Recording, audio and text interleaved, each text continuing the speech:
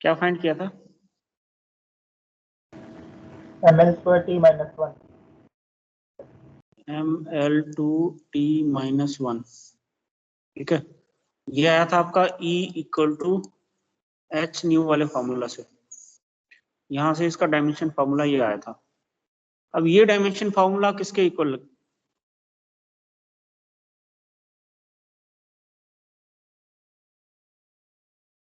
ये डिस्कशन चल रहा था कल, एंगुलर मोमेंटम, एंगुलर मोमेंटम के इक्वल आ गया था ये।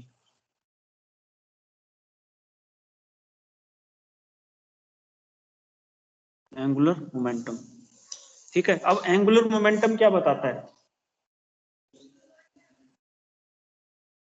एंगुलर मोमेंटम बताता क्या हमें? एक्शन,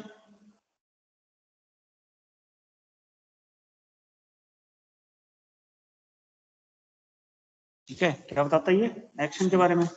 तो हमारा जो प्लैंक्स कांस्टेंट हुआ वो भी क्या चीज हुई? If the action involved is of the dimension of Planck's constant, ठीक है, तो हमें कौन सी फिजिक्स अप्लाई करनी है? क्वांटम फिजिक्स, ठीक है। सो इसमें आप लिख सकते हो it denotes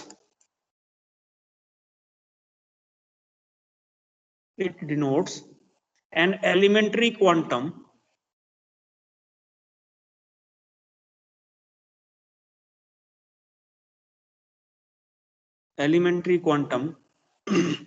or quantity of action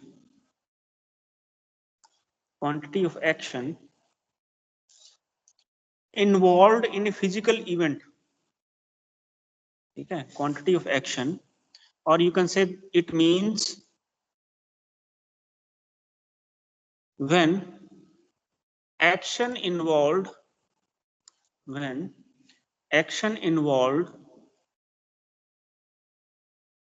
in a physical event,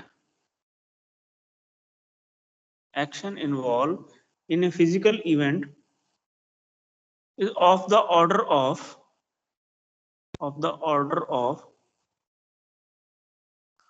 Planck's constant,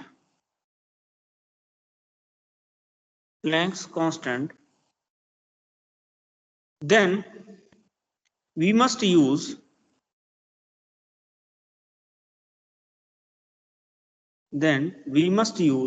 quantum physics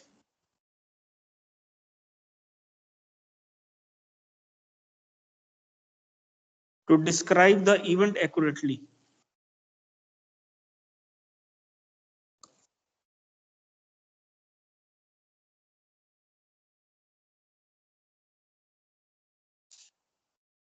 ठीक है। If the action involved is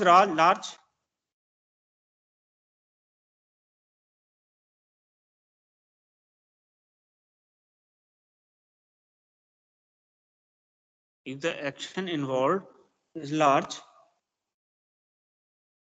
then classical physics describes the event.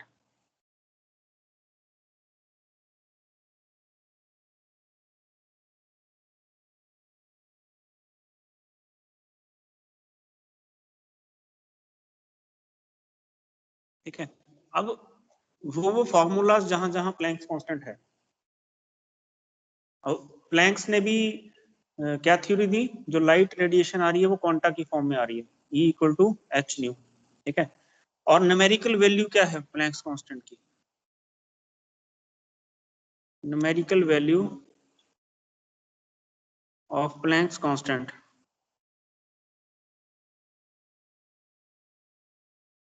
कितनी है? 626 into 10 to the power minus 34 joule second. 626 into 10 to the power minus 34 joule second. ठीक है, ये इसकी है numerical value. Bohr also assumed that, ये चीज हम पहले भी लिख चुके हैं, Bohr also assumed that the allowed state have energy determined by the condition that angular momentum of the revolving electron is quantized. ठीक है, according to Bohr,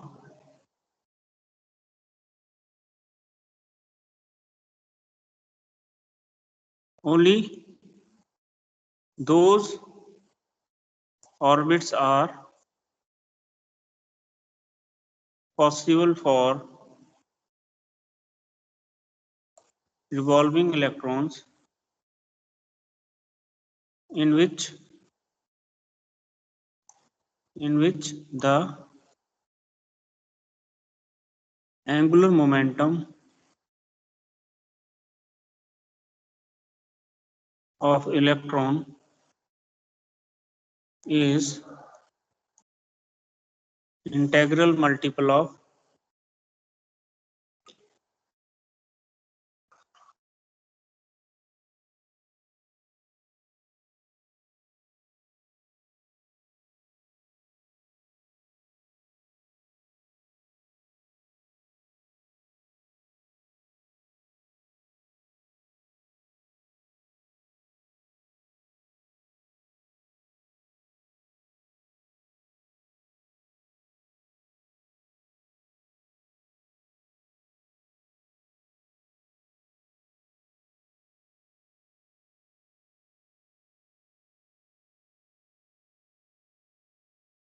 सर एक बार दिखाना दोबारा पिछला पेज।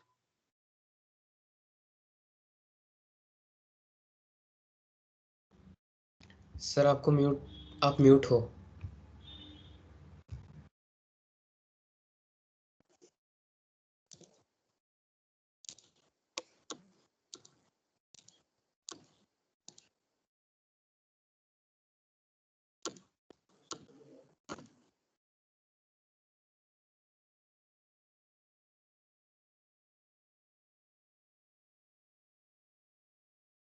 हो गया सर, हो गया। 2 सेकंड और। the wavelength of a particle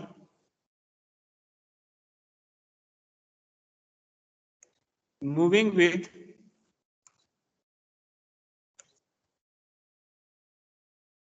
velocity v is equal to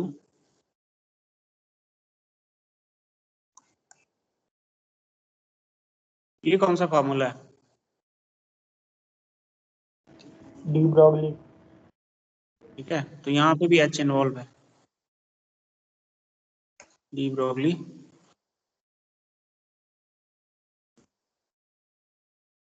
और आप इसको ऐसे भी लिख सकते हो, the moving material particle is associated with the wave of wavelength lambda. ठीक है, तो यहाँ पे भी प्लैंक्स कांस्टेंट है।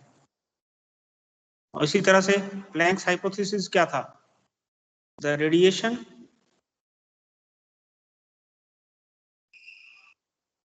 is coming in the form of quanta of energy, bundle of energy. Okay, and each quanta have energy h nu, and it is the smallest energy which can exist according to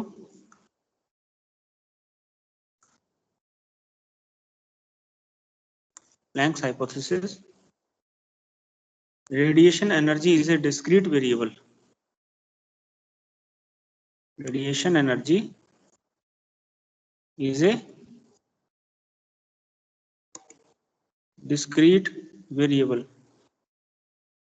या आपने जैसे पहले लिखा है वैसे भी लिख सकते हो। ठीक है, वर्डिंग जो पहले हैं उसकी। According to Planck's hypothesis, radiation energy is a discrete variable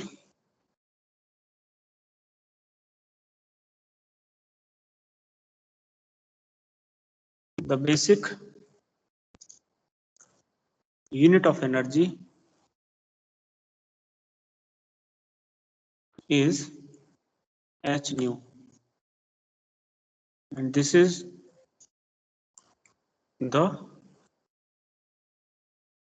smallest energy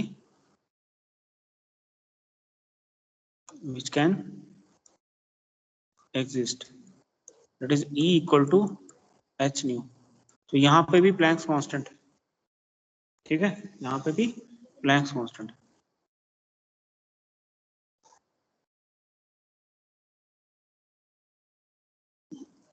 ठीक है, ये जो प्लैंक्स कांस्टेंट की डिस्कवरी थी, ये एक अनजस्टिफाइड अजम्पशन है, ठीक है, प्लैंक्स ने यूं ही दे दिया ये। फिर वो इसको प्रूव करने के लिए उसने कई साल, एक तरह से उसने बाद में कहा कि मैंने वेस्ट किए, ठीक है। जो उसने ये एच दे दिया, उसके बाद भी वो 6-7 साल इन्हीं कामों में लगा रहा, ठीक है, टोटल 10 साल इसमें उसने उसी में लगाए। बट सारे फिनोमिना, फोटो इलेक्ट्रिक इफेक्ट, ये सारी चीजें जो है एक्सपेरिमेंटली भी प्रूव हो गई, ठीक है। फिर उसने बाद में एक स्टेटमेंट कही कि my vain attempts to somehow reconcile, ये जो आपको पीडीएफ भेजी है उसमें है ये, my vain attempts to somehow reconcile the elementary quantum with classical theory cost me great effort and time, ठीक है, but now I certainly know that the quantum of action has a much more fundamental significance that I originally suspected। खुद ही सस्पेक्शन में उसमें था, ठीक है। तो ये जो आपको पीडीएफ भेजा हुआ है उसमें पेज नंबर 469 और 468 पे ये है ये चीज, ठीक। तो ये था प्लैंक्स कांस्टेंट के बारे में। अब है आपको फोटॉन्स के बारे में कोई पूछ ले, 2 नंबर का 3 नंबर का question, nature of photons.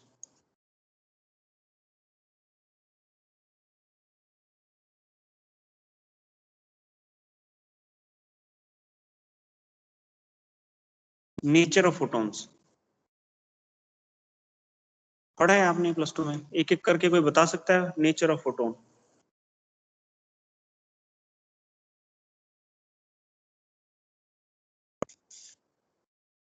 First point कोई बता सके? हाँ जी, फोटोन का मास नहीं होता सर, मासलेस होता है फोटोन। हाँ जी, हाँ जी, एक एक करके पॉइंट बताते रहो। Rest mass of photon is 0। Sir has no electric charge. ठीक है, और एक एक करके इन सारे पॉइंट्स को लिखेंगे। स्टार्ट कहाँ से करोगे? फोटोन है क्या एक्चुअल पॉजिटिवली में? चार्ज होता है। नहीं, एक्चुअल में है क्या? Packet of energy. Packet of energy, तो पहले तो वही बताओगे ना। लिखो being a quanta of light,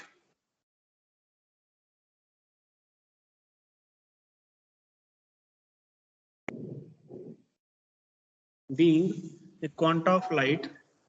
sir 1 second पिछला पेज दिखा दो।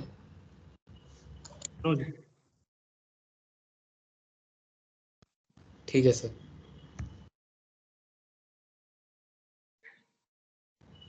सर अगला पेज कर दो वापस।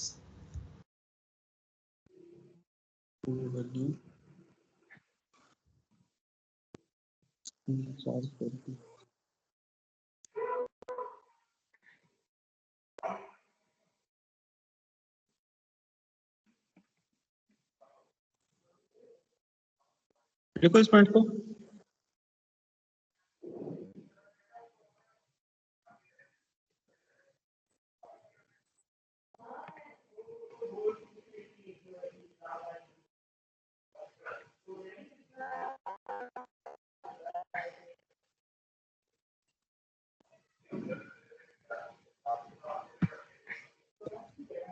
बीइंग क्वांटा ऑफ लाइट, कौन है ये भूल गया, अनम्यूट कर लिया।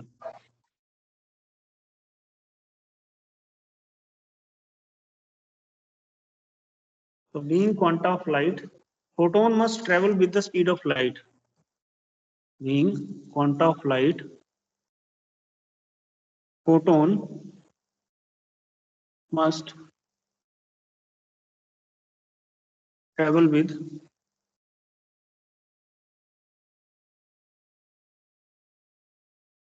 speed of light, that is c equal to c into 10 power 8 meter per second. Second, the energy of photon is linearly dependent on frequency. The energy of photon is linearly dependent on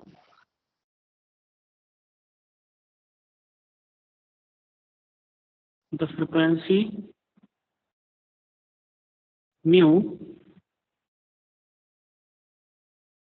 of light with which it is associated। ठीक है, तो इस तरह से आप points लिख सकते हो फोटोन के बारे में। ठीक, और एनर्जी ऑफ फोटोन हमने किसके इक्वल है, E is h nu, E is equal to h nu, और इसको आपने कैसे लिखा था, E equal to h bar omega. अच्छे आर्टिकल में आपको ध्यान हो 2 पाई से मल्टीप्लाई करके 2 पाई से डिवाइड कर दो। ठीक है, और मोमेंटम ऑफ फोटोन,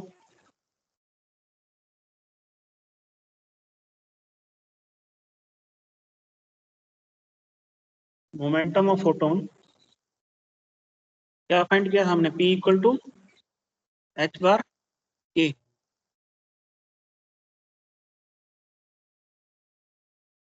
ठीक, और rest mass of photon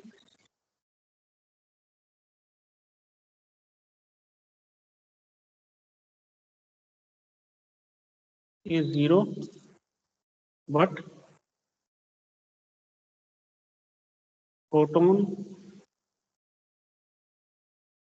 never be at rest। ठीक है, its relativistic mass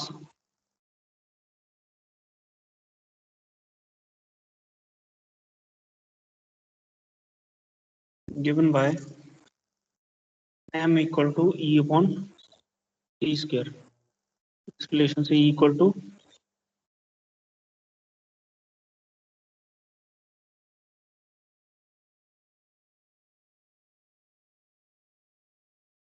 ठीक है। लास्ट पॉइंट लिख सकते हो, photons are electrically neutral.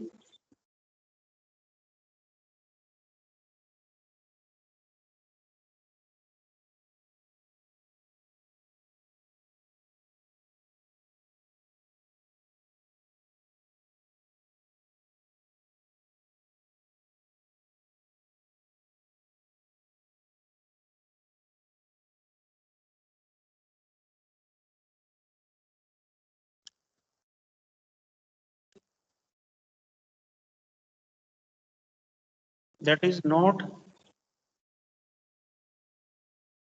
deflected by and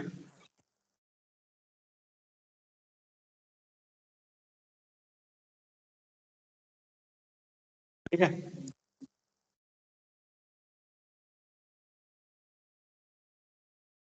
ये छोटे छोटे क्वेश्चंस अगर आपको आ जाएं, ये भी नहीं कहा जा सकता ये क्वेश्चन नहीं आएंगे।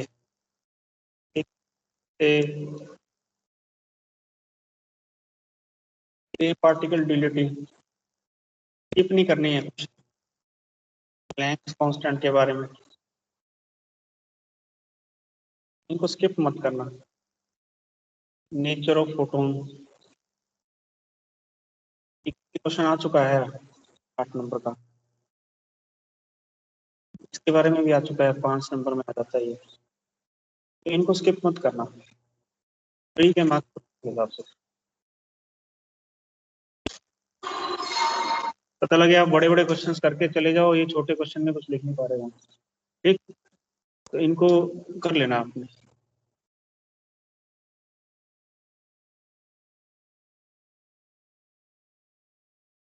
नेक्स्ट है हमारा लास्ट टॉपिक है, एक तरह से हम उसको स्टार्ट भी नहीं करेंगे, थोड़ा सा उसका ओवरव्यू लेते हैं तो समझना कैसे है। Uncertainty principle.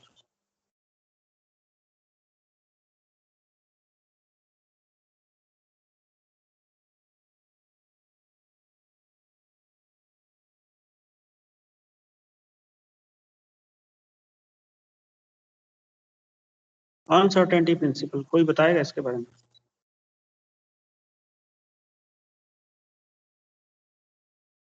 Sir uncertainty principle है कि सर एक ऑब्जेक्ट किसी भी ऑब्जेक्ट की मास और वेलोसिटी क्या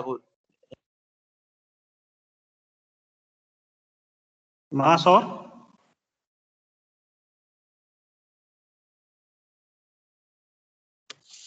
कौन कह रहा था? अविनीश बोल रहा था क्या?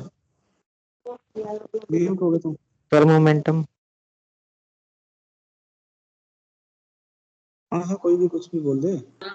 सर किसी भी पार्टिकल की मैं पोजीशन और बोल रहा था। मोमेंटम को एक साथ निकालना, मतलब सेम सर, टाइम पे।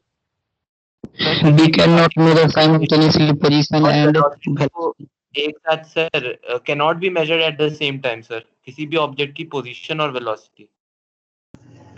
ठीक है,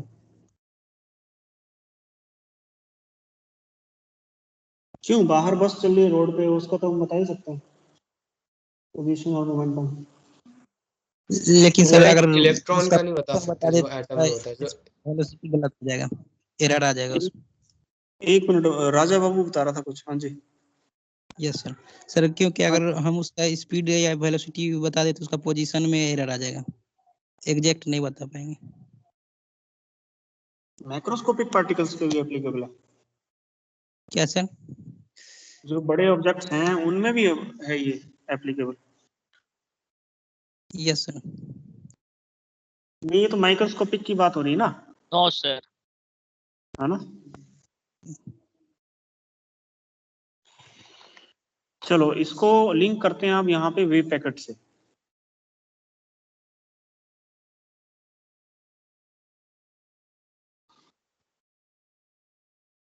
ठीक है,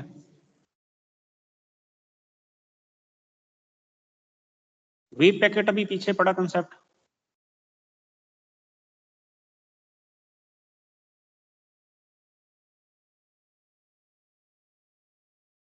moving microscopic particle is associated with a group of waves, is associated with a group of waves। ठीक है, और वो ग्रुप ऑफ वेव्स आपस में सुपरपोजिशन या इंटरफेयर करके कंस्ट्रक्टिवली या डिस्ट्रक्टिवली एम्पलीट्यूड में वेरिएशन ला रही है इस तरह का। ठीक है, और ये फॉर्म मूव कर रहा है पार्टिकल के साथ साथ।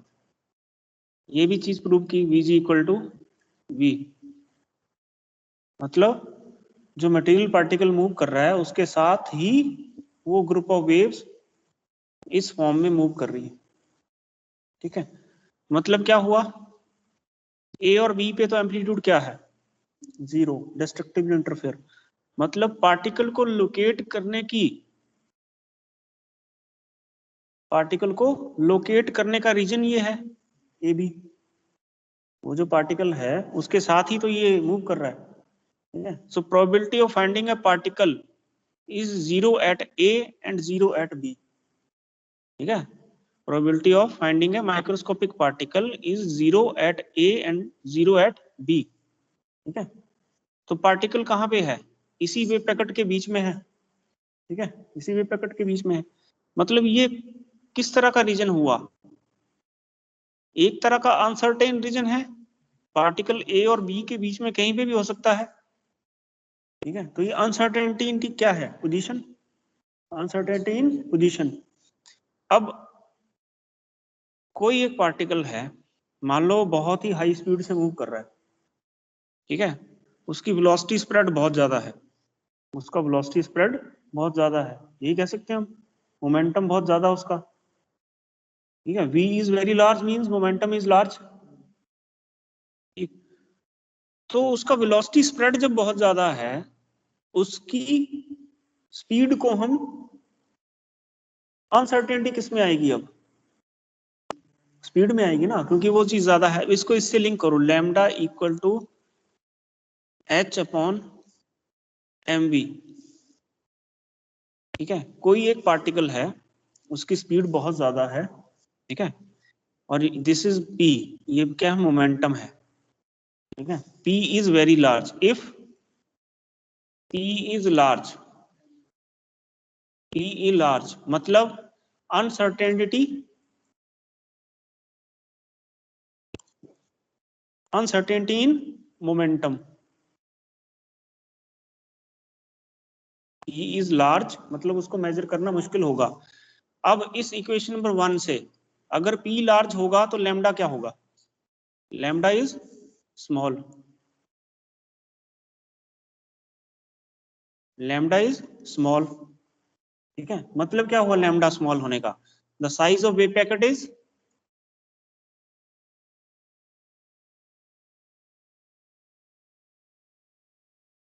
वेव पैकेट इज स्मॉल, ठीक है। इस रिलेशन से ही है ना, if P is large means the velocity spread is large, there is uncertainty in the measurement of momentum, ठीक है। हमें डिफिकल्टी होगी, ठीक है। इस इक्वेशन से चेक करो लैम्डा विल बी स्मॉल, ठीक है। तो वही बात होगी ना अनसर्टेनिटी प्रिंसिपल वाली, एक चीज में अनसर्टेनिटी है दूसरे में क्या हो जाएगा? वेव पैकेट का साइज स्मॉल है, अगर इस तरह का है, ये छोटा है वेव पैकेट इसके मुकाबले, यहाँ ड्रॉ कर रखा है, तो यहाँ पे क्या है? अब हम यहाँ पे उसकी पोजीशन बता सकते हैं इसने किसी एक्यूरेसी तक इस वेव पैकेट के मुकाबले में, यहाँ तो स्प्रेड ज्यादा है, ठीक है। यहाँ पे उसका पोजीशन बताना आसान रहेगा। If P is large there is uncertainty in the momentum, so according to equation number 1 lambda is small means the size of wave packet is small, means we can easily locate the particle, position बता सकते हैं, यही uncertainty principle है। इससे reverse चलो, if P is small, अगर P small है, if P is small velocity कम है, मतलब उसकी हम मोमेंटम को इजीली मेजर कर सकते हैं, P स्मॉल है, ठीक है। अगर P स्मॉल है तो इक्वेशन नंबर 1 से लैम्डा क्या हो जाएगा? Lambda will be large. Lambda large का मतलब क्या हुआ? The size of wave packet is large, the size of wave packet is large. Wave packet का साइज लार्ज होने का मतलब क्या हुआ? पोजीशन स्प्रेड, ठीक है। अब हमें उस अनसर्टेनिटी किस में आ गई? अब पोजीशन में आ गई, उसको लोकेट करना है इतने बड़े वेव पैकेट में, अब अनसर्टेनिटी आ गई, ये रीजन अनसर्टेनिटी रीजन बन गया, ये डेल्टा एक्स ए बी, ठीक है, ये ज्यादा हो गया अब, ठीक है। तो अनसर्टेनिटी प्रिंसिपल, एक चीज अगर आप मेजर कर रहे हैं तो दूसरे में अनसर्टेनिटी आएगी। फर्स्ट केस में क्या है? अनसर्टेनिटी मोमेंटम में, ठीक है, तो उसका पोजीशन इजीली मेजर हो गया, ये पैकेट का साइज छोटा है। सेकंड में मोमेंटम का स्प्रेड क्या था? कम था, ठीक है। अनसर्टेनिटी किस में आ गई? लैम्डा लार्ज हो गया, size of wave packet large हो गया, अनसर्टेनिटी किस में आ गई? पोजीशन में आ गई, ठीक है। तो ये वेव पैकेट से इस तरह से लिंकिंग।